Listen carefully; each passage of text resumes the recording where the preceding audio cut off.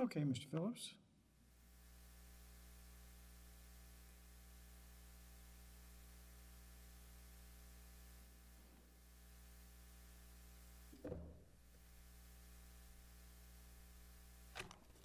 May it please the court, Lewis M. Phillips from the firm of Kelly Hart, Hallman, Louisiana trade name, for whatever reason, I don't know, Kelly Hart Petrie. I appreciate very much the privilege of addressing the court today. This case involves the proposed amendment of a general unsecured claim post-confirmation in a Chapter 11 case. Two questions are presented, one big and one particular. The big question is whether this court's opinion in Kolstadt provides a framework for determining the propriety of a post-confirmation amendment in a Chapter 11 case, amendments to claims in a Chapter 11 case, or in fact, in any bankruptcy case, as we'll show, or whether Kolstadt should be replaced with a compelling circumstances test for post-confirmation proposed amendments to claim. The particular issue is whether the proposed amended claim in this case was grounded in a frivolous legal theory upon undisputed facts such that it would have been denied as prejudicial because of futility. We have those two questions. The courts below determined that Kolstadt was not a sufficient analytical ground upon which to decide the issue of the propriety of an amended claim. We have a very complicated case. This court has seen a number of appeals from the Highland Capital Management case. This is not really one of those complicated things, although it has kind of a complicated history. We have asserted an amended proof of claim through a second amendment of between $3.7 and $5.7 million, which is at best approximately 1.48% of the aggregate unsecured claims being dealt with in the case. For a little background, the plan that was confirmed is a liquidating plan. There is a provision in the plan for a discharge that is to be effective on or about the effective date of the plan, which doesn't comport with the statute. We were not counsel for any party when the confirmation hearing was held, but there is a provision in the plan for a discharge. So the discharge, I guess, applies here, even though it's a liquidating plan, with the objective being that Highland will not do any more business and will be dissolved. We have a claim relating from a fairly complicated series of facts, but the facts are not in dispute. There was a series of documents. Highland was in control of a fund and was the liquidator, or the party in control of the liquidation of the fund. Highland and the Crusader Fund. They got crosswise, and the fund came after Highland and said, "You've done a lot of bad acts," including, amongst other things, that you bought interest in the fund that you shouldn't have bought because there was a committee of the Crusader Redeemer Committee that had a right of first refusal. There was a long arbitration, and the arbitrator, in a final arbitration award immediately before bankruptcy, or some close to bankruptcy, found that Highland had in fact bought these interests unlawfully and owed the interest back to Crusader Fund. Amongst the, in the partial award though, the arbitration panel made clear that while Highland owed X amount of dollars, it was entitled to receive the purchase price that it paid for these interests. And that's not an uncommon thing if you get sued for doing bad acts, but you paid something, the normal course, and this arbitration panel found that you would have a right to receive your purchase price back. Well, prior to all of that, Highland had granted the economic value to third parties in connection with a series of transactions where the participation and tracking interests, which were nothing more than the economic interest in the Crusader interest purchased by Highland, were donated to a charitable enterprise and ultimately made its way to my client.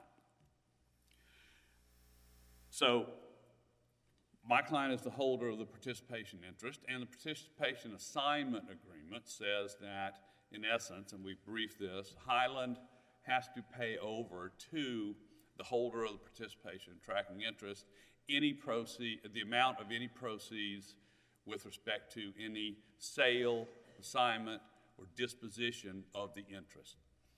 Well, the interest got disposed of through a settlement agreement by Highland in the bankruptcy case, by which it agreed with the Crusader Fund that it would come up with an unsecured claim amount, and part of that was to implement that provision of the arbitration award, which required either the return or the extinguishment of the underlying interests, but also, if it was going to incorporate the terms of the arbitration award, the payment back to Highland or the credit to Highland for its purchase price. So I was not counsel, but I'm going to take any blame for any of this. There was an original proof of claim that was for the overall value of the participation interest, which was $11 million some odd $100,000. Immediately before Highland settled with the Crusaders, which provided for the extinguishment of the interest, Highland went to Counsel for CLO Holdco and said, we made a deal and we're extinguishing these interests. You need to amend your proof of claim. Proof of claim got amended down to 0 because of the debtor's advice that the interest to be extinguished, and Highland, the CLO Holdco, retained the right to amend its claim. That sometime after that, post-confirmation, and we have a timeline, post-confirmation and post-effective date, CLO Holdco filed a motion to ratify, filed an amended claim and a motion to ratify that amended claim. That amended claim, we don't know the amount because we don't have the documents that set forth the purchase price or the credit that was implemented by implementing the arbitration award, but we did a calculation that's in our pleadings, in our proof of claim, that says we think it is, based on the math in the arbitration award, between $3.5 or $6 million and $5.7 million. We would like a little discovery on those documents, and we'll be able to fix the price.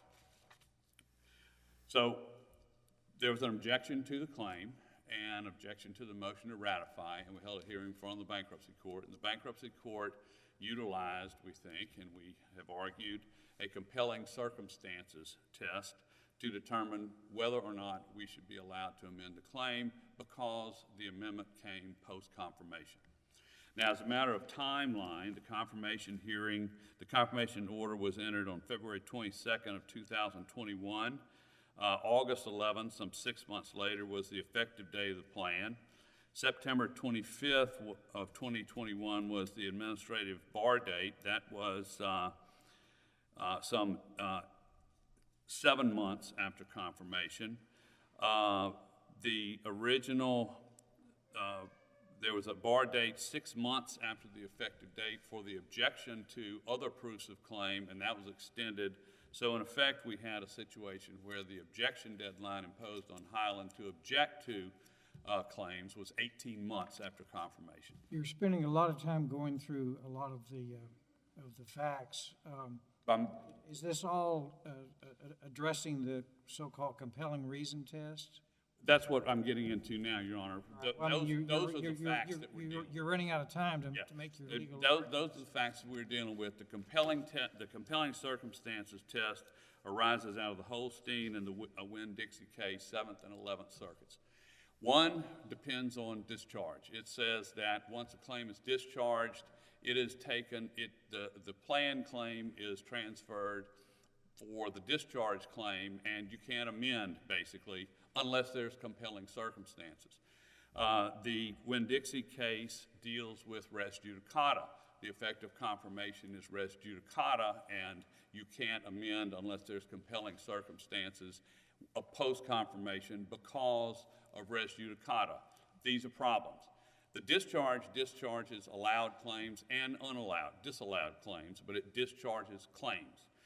And the process for allowance is what gets you to the allowed claim that's subject to the discharge. The confirmation of a plan can, fix a claim, but in this case, there was no fixing of claims except those determined by settlement, and the settlement didn't affect a good many of the general unsecured claims. So you have a discharge, that's fine, but the discharge only discharges claims, and the allowed claim is what ultimately gets discharged. So the discharge really doesn't care what the allowed claim is, and it doesn't care about the amendment process. Kolstad establishes what the amendment process is. Res judicata, similarly, is a problem. As a legal matter, res judicata of plan confirmation only is res judicata with respect to what the plan terms are. Are you disagreeing that you needed compelling circumstances in order to amend? I'm disagreeing with that completely, yes, because Kolstad does not require compelling circumstances, and what I'm saying and what I'm about to say is that if you ever get to compelling circumstances because of discharge and res judicata, you really don't have a basis to amend, because how do you amend around res judicata? How do you amend around the discharge? If the discharge precludes amendment, res judicata precludes amendment, absent compelling circumstances, what would those compelling circumstances be? Once you introduce that factor, you're effectively saying that you can only get an amended claim based on Rule 60 because you have a final judgment and you have to get relief from the judgment. No provision in the bankruptcy code for relief from an order of confirmation to fix a claim, and there's no provision in the bankruptcy code to get relief from a discharge to fix a claim. So the discharge doesn't have any effect and isn't even, it's apples and oranges. Res judicata is apples and oranges unless, and this sounds trite, res judicata applies. A plan can say this claim of this creditor is fixed at X and will be treated along these treatments. But if it doesn't say that, then there's no res judicata effect because the issue has not been adjudged. In this case, there was no res judicata effect on the allowed amount of claims unless those claims had been made subject to a pre-confirmation settlement agreement, which this did not. And so what happens is, if you get into the compelling circumstances test as a factor, that becomes the only factor, and there's no justification for that being a factor because Kolstad already talks about and requires a showing of no prejudice. You could be prejudiced, for example, if the plan was comprised and built upon a certain treatment of a certain claim or a certain class of claims, and then you come back and say, that treatment's no good despite the confirmation order, I've got to have a better treatment. That Kolstad would say, well, that's prejudicial. You can't undo the plan because you want different treatment on an amendment. And also, in Winn-Dixie, you had the other situation, an additional factor, where the court had already ruled on the claims that had been amended and had reduced them without context under Section 502J of the Bankruptcy Code. You can get reconsideration of a claim that's been fixed or disallowed upon the discretion of the court, but I don't think you can go back to an order fixing a claim through amendment and say, I'm amending my claim so you really didn't have this hearing. So our position is that Kolstad is the way to go, and the lower courts had no authority to deal with a new factor test because once you introduce the compelling circumstances test, that takes over and Kolstad has been replaced. And Kolstad, according to Winn-Dixie, does not dovetail and is inconsistent with this compelling circumstances test, and I think we have argued that that is correct. With respect to our claim, the courts found that our claim was not legally grounded. We take exception. We know that the debtor got its purchase price back through a credit. The debtor owed us whatever it got from a disposition of its interest.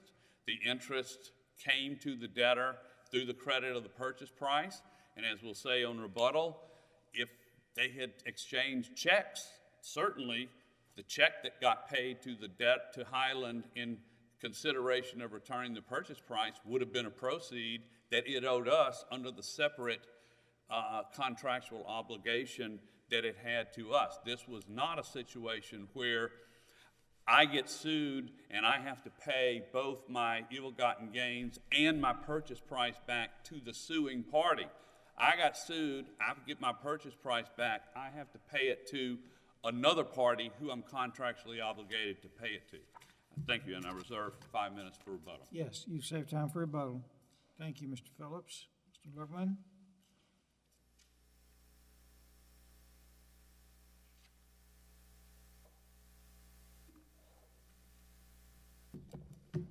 Thank you, Your Honor. May it please the court, Robert Loigman, on behalf of appellee, Mark Kirschner, the Highland litigation trustee. In April 2020, appellant CLO Holdco filed an $11 million claim in the Highland bankruptcy, claiming that it was owed money on its participation interest in Highland's shares in the Crusader Fund. 6 months later, acknowledging that those participation interests had been rendered worthless because the underlying shares were canceled, CLO Holdco reduced its claim to zero. And nearly a year after that, new counsel for CLO Holdco stepped before the bankruptcy court and explained exactly what that $0 claim meant. It meant that CLO Holdco had no claim in the Highland bankruptcy. There was nothing for the bankruptcy court to adjudicate. But now, CLO Holdco seeks to file a purported second amendment, having supposedly come up with a new theory as to why it is owed money on its participation interests. The bankruptcy court, properly applying Fifth Circuit law, rejected that attempt at what it called a whipsaw and denied CLO Holdco's attempt to reincarnate its waived claim.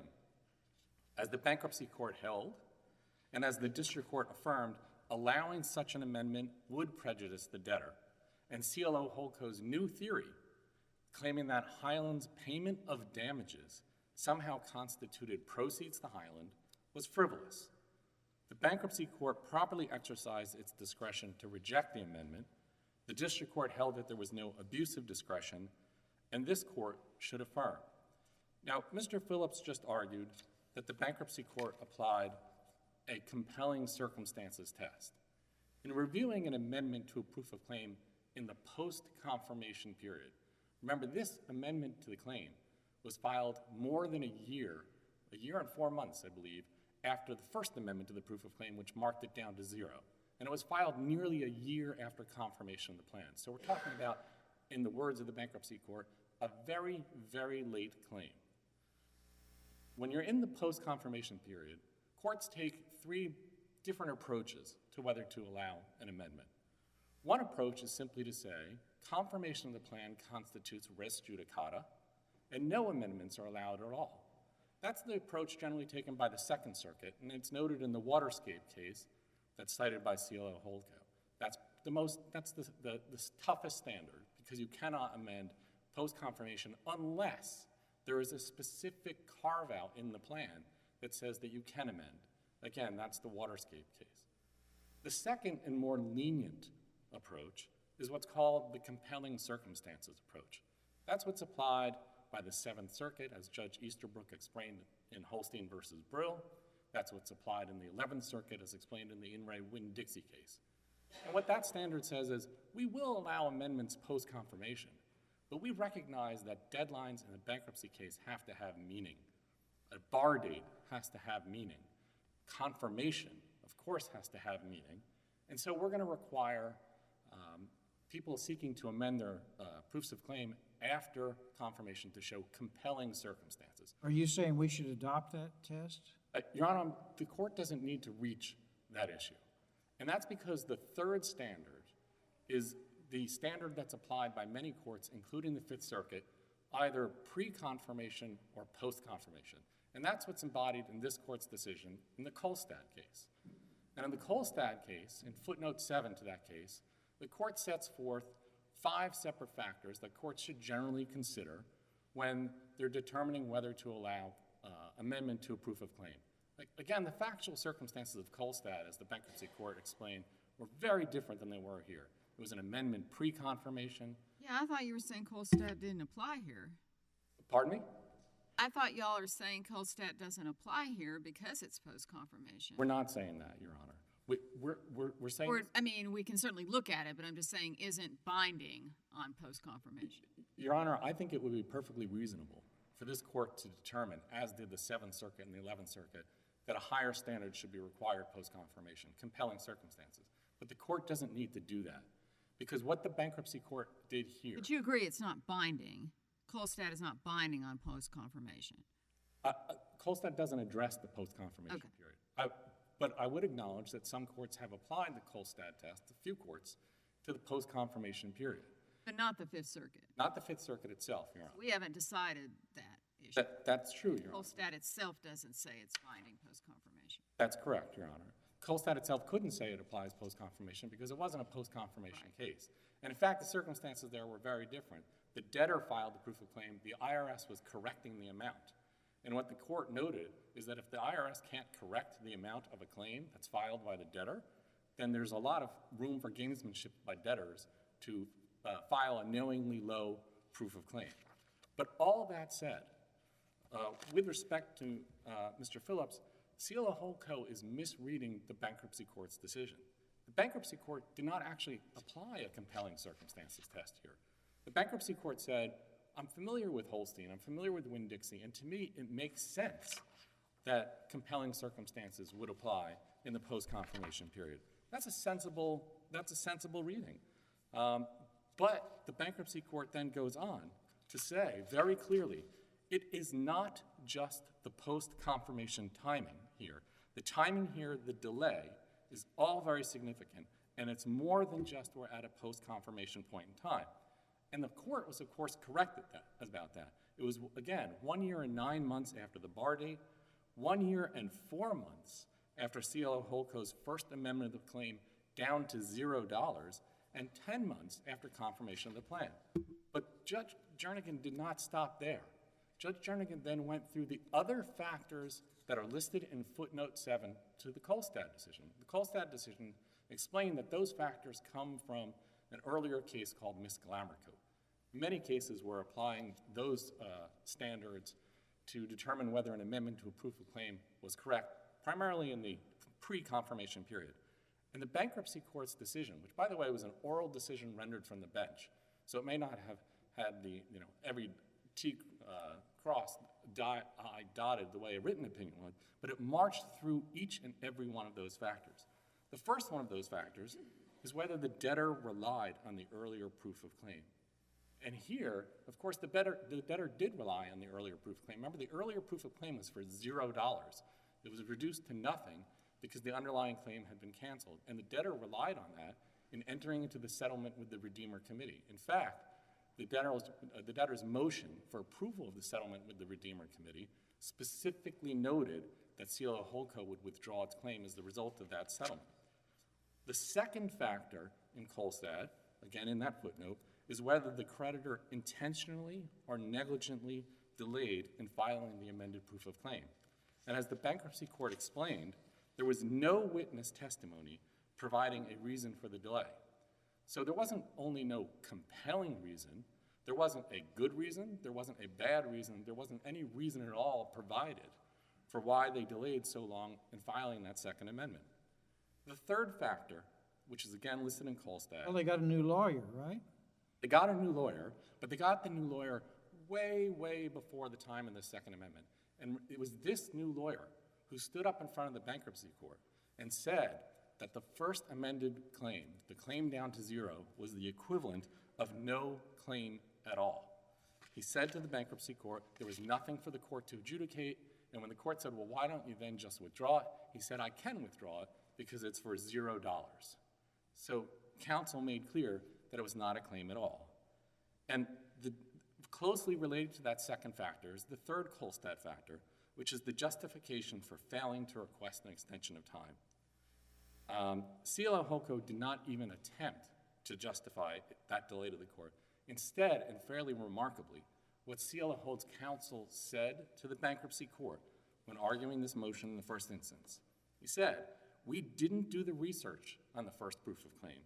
We didn't do the research on the amended proof of claim. We did the research and the analysis under Claim 254, that is, the second amended proof of claim. And all I can tell you, Judge, is that is what we did.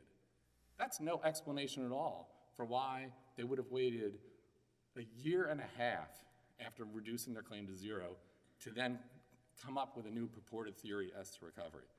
And in fact, in another case cited by CLO Holdco, this is the In re Walker case, which is at 526 Bankruptcy Reporter 187, the court makes clear that this factor alone is a sufficient basis on which to deny an amendment, even if all the other factors would favor an amendment, none of which do here. The fourth factor mentioned in Kolstad and reviewed by the bankruptcy court is whether any other equitable consideration should be taken into account. And the bankruptcy court did just that. It looked at other equitable considerations. It considered the whipsaw effect of reducing your claim to zero and then increasing it up to nearly $6 million. The bankruptcy court also looked at gamesmanship that was going on here. The bankruptcy court explained that CLO Holdco said, we're going to waive our claim. That's exactly what their counsel said. And he said, we're going to reduce our claim now to zero to give effect to our agreement. But now counsel is saying reducing claim to zero is not the same as waiving it, not the same as withdrawing it. Almost like playing a game with the proof of claim process, trying to manipulate it so they can invent a way that they could later amend a proof of claim. These kinds of equitable considerations are exactly what the bankruptcy court is encouraged to consider when reviewing whether to allow an amendment to a proof of claim. And that is why the Kolstad court was so clear in saying that it's an abuse of discretion standard that applies. The bankruptcy court is on the ground. It's hearing these claims as they're coming in.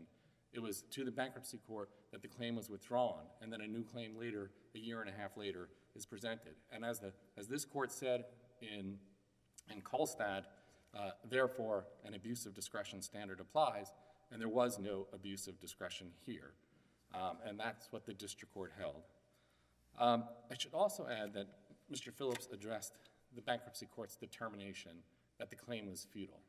And that determination was factually correct, as the district court held also. What happened here is that there was a settlement between Highland and the Redeemer Committee. Once Highland had entered bankruptcy, so Mr. Dondero was no longer in charge of Highland. And as part of that settlement, the Redeemer Committee got a $136 million allowed claim, and one of the aspects of the settlement was that the underlying Crusader shares held by Highland were canceled. That's it.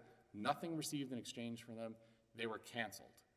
And of course, when those shares are canceled, there are no more possible proceeds on the participation and tracking interest, because all those tracking interests get, all those participation interests get, is money that flows through Highland in payment on the underlying shares.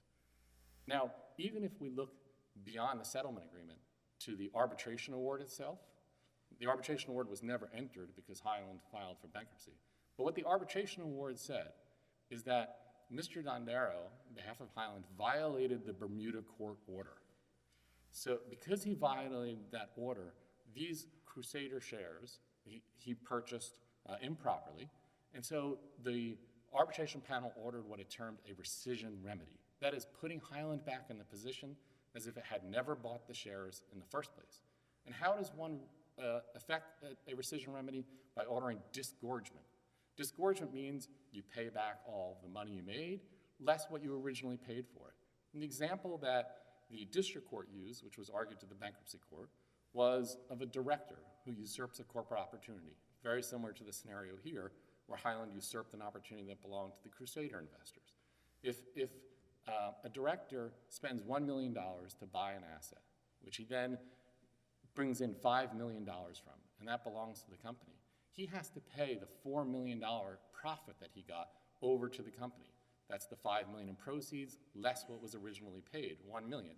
If he had to pay the full $5 million to the company would be getting a windfall because it never paid that $1 million. Now, Mr. Phillips terms the reduction of the damages by the amount originally paid as a credit back to Highland. He says Highland received that money, received a return of that. Not true at all.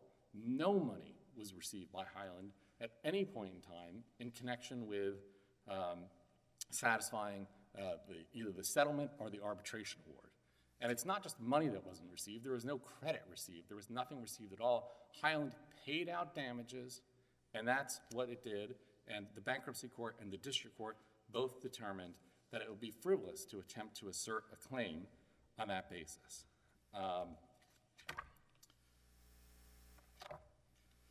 Your Honors, this court has made clear that in amending a proof of claim, the principal issue is, the key factor behind allowing amendments is that the bankruptcy court already have notice of the existence, nature, and amount of the claim from the filing of the original claim.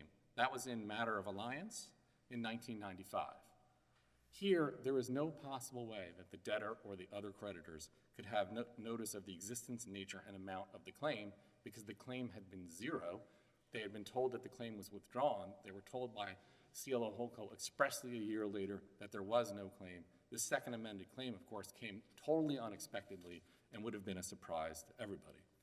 And finally, I'll address Mr. Phillips' point that this claim is at most for $6 million, and that's not even 2% of the $300 million claim, $300 million pool of claims here in the Highland bankruptcy. That is simply an illogical assertion and not correct under law. In fact, the case law, again, cited by CLO Holdco itself, it demonstrates the flaw in this logic. In the Enron case in the Second Circuit upheld a bankruptcy court's determination not to permit a belated amendment of a claim up to $12.5 million. The Enron bankruptcy, as the court noted, was a $900 billion bankruptcy. So in Enron, the claim at issue, which the court found would have been prejudicial if allowed, was roughly 0.001% of the entire claims pool. You've made reference, as is proper, to case law from other circuits as well as to ours. I fully understand that you're getting paid to see to it that we affirm under the facts that we have here. But let me ask you this as an officer of the court. Is there any particular part of the Fifth Circuit case law that you think could stand some refining or further explanation going forward if we were to decide this case with a full-blown opinion? If the answer is no, that's fine. I just wanted to give you the opportunity to tell us if there's anything that is uncertain about what we've already said in previous opinions. Thank you, Judge Smith. And with due respect, of course, to the Fifth Circuit, because I think the case law is pretty well established here, what some other circuits have done is explain what standard would apply in the post-confirmation period. After the plan has come in, and while Mr.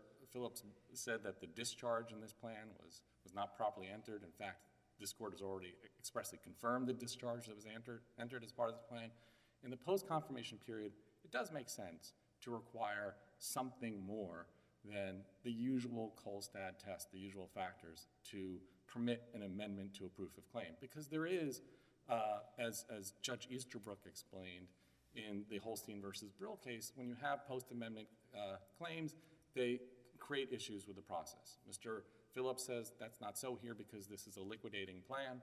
Whether it's a liquidating plan or a plan of reorganization, it has exactly the same effect on the creditors. It causes the creditors to expend resources, litigating claims, frivolous or not, that come as a surprise to the estate, that come after a discharge. So I think the Fifth Circuit could clarify what standard applies. It could, for example, adopt a compelling circumstances test. It's not really a separate test from the Kolstad test at all. All it would be is a presumption that in cases seeking amendment post-confirmation, it would make sense, given the stage of the case, given the delay, to require compelling circumstances as well. But whichever way this court chooses to go on that, whether it says compelling circumstances are appropriate, or whether it's just the straightforward pre-confirmation Kolstad test that applies, this court applied the Kolstad test, walked through the factors that are listed in the Kolstad footnote. In fact, did so even more closely than the Kolstad case itself did, because the Kolstad case, making clear that's a sort of a flexible test, didn't stick rigidly to the 5 factors that it listed in its own footnote. And one of the key factors that Kolstad pointed out was surprise. Here, there was clearly surprise to the estate when this amendment came in so much later based on this purportedly new theory. If your honors have no further questions, I would ask that you please affirm the district court and the ruling of the bankruptcy court. All right, thank you, Mr. Loigman. Mr. Phillips for rebuttal.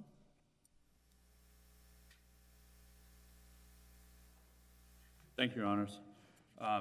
First of all, we point out, and I hear your question, we think if you review both Holstein and Winn-Dixie and the compelling circumstances test, you get to the point that I'm urging, which is, number one, Holstein grounded in discharge doesn't work because the discharge doesn't have an effect on, it only has an effect on claims. It doesn't deal with the allowability of claims or the allowance of the amount of claims.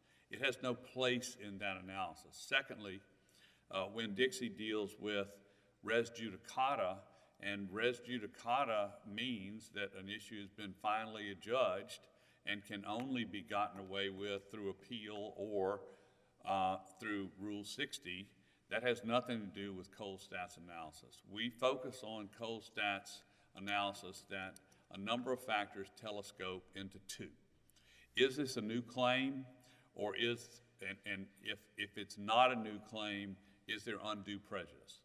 And we know that this is not a new claim because it's a claim, it's a theory of recovery under the exact same facts, exact same documents, exact same transactions as was the original claim and as was the reduction of the claim to a zero amount with reservation of right to amend. And as I said, with respect to our assertions on our claim itself, the smaller issue or the particular issue, if the parties had exchanged checks, the check for the purchase price would have been proceeds. And the fact that the parties didn't exchange checks because the settlement itself, fixing the claim, dealing with the interest, said that it was implementing the provisions of the arbitration award that said Highland got the value of its purchase price netted out. Well, if Highland got the value of its purchase price through a check for that amount, it would have owed us that check. Our position is there's no functional difference between a check for X number of dollars and a credit for X number of dollars. And the issue of double payment or windfall is not even an issue. It has nothing to do with the facts of the transaction. This is not a claim against somebody so that that somebody would have to pay a windfall to the claimant. This is about a claim against somebody, an adjustment of the claim by giving back the purchase price or retaining the purchase price, and this person, me, owing that person anything I get on account of this interest. And anything I get includes the purchase price back. That was a contractual arrangement. It has nothing to do with double payment. I get my purchase price from the claimant because I pay the damage. I turn around and pay the purchase price to the party I owe for anything I got from disposing of the interest. With respect to the judge's question about a new test, Kolstad already deals with post-confirmation because it requires a determination of undue prejudice. Undue prejudice isn't a surprise. This is a $300-some-odd million bankruptcy case. We're seeking an unsecured, general unsecured claim. The idea that there was any reliance on the fact that as of that moment of confirmation, there was a zero claim with right to amend that was down from an $11 million claim. When you're dealing with $300 million of claims out there, it's not a rational approach to the question of surprise. This trustee didn't care, but this trustee, this Highland didn't care about unsecured claims at all. It was going to collect money, pay whatever it had to the unsecured creditors. It didn't matter if it was $100 billion of unsecured claims, because it was just going to take the money it got and distribute it out according to the waterfall. This is 1.48% at most of what the claims were. If you go to a compelling circumstances test, it's going to be grounded in discharge or res judicata that displaces cold stat when Dixie says so. Thank you, Your Honor. Thank you, Mr. Phillips. Your case is under submission, and as previously announced,